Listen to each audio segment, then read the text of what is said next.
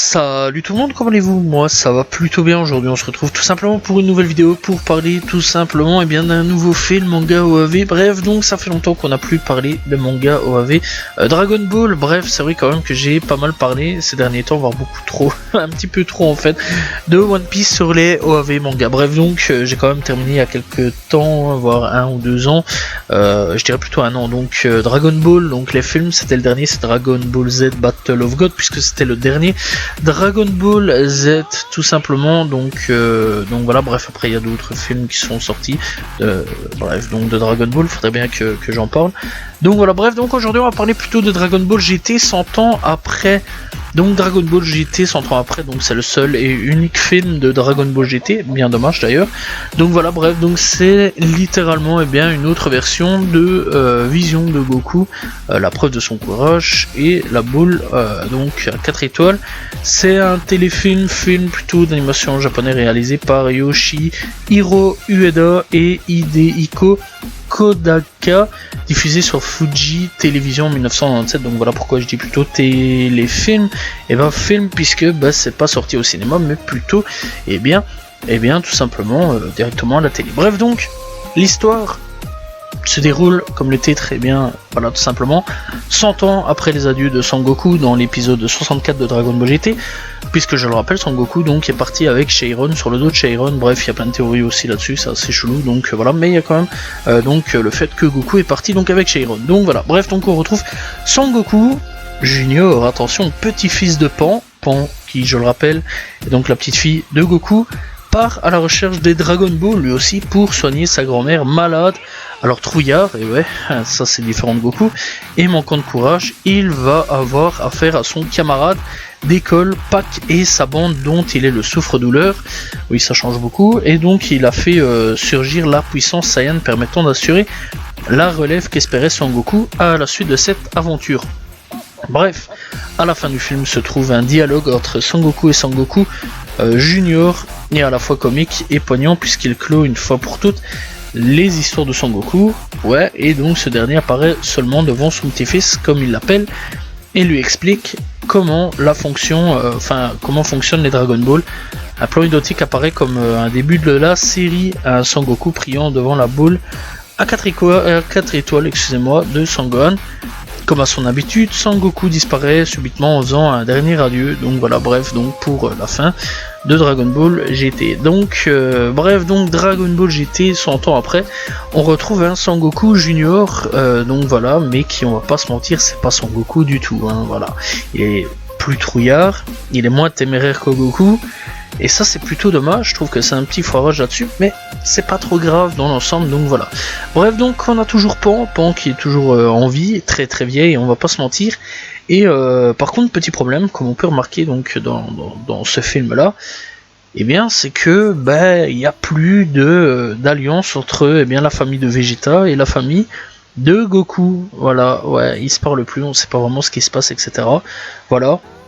On a vite fait un aperçu donc des arrière-petits-enfants de Bulma, etc. Donc voilà, des futures générations de Bulma, etc. Donc clairement, c'est assez chaud quand même ça aussi. Mais voilà, ils se parlent plus, c'est assez dommage. Donc voilà, j'aurais quand même bien voulu avoir une continuité avec eux. Donc dans l'ensemble, on n'a plus tout ça. Bref, donc Dragon Ball, 100 ans après. Donc c'est tout simplement un film qui fait 45 minutes. Il est sorti le 26 mars 1997. Voilà, c'est toujours aventure, fantastique, arts martiaux, science-fiction, donc voilà, il y a toujours des combats, etc. Ça, dans l'ensemble, c'est toujours la Toei Animation derrière tout ça, donc voilà. Et chez nous, c'était le groupe AB Group qui l'a repris, donc pour pouvoir le diffuser chez nous en France, Belgique, etc. Bref, donc c'est un film qui clairement, c'est un bon film, c'est pas mauvais, il est pas mauvais du tout, voilà, il est même très très bon. Voilà, après c'est du Dragon Ball GT.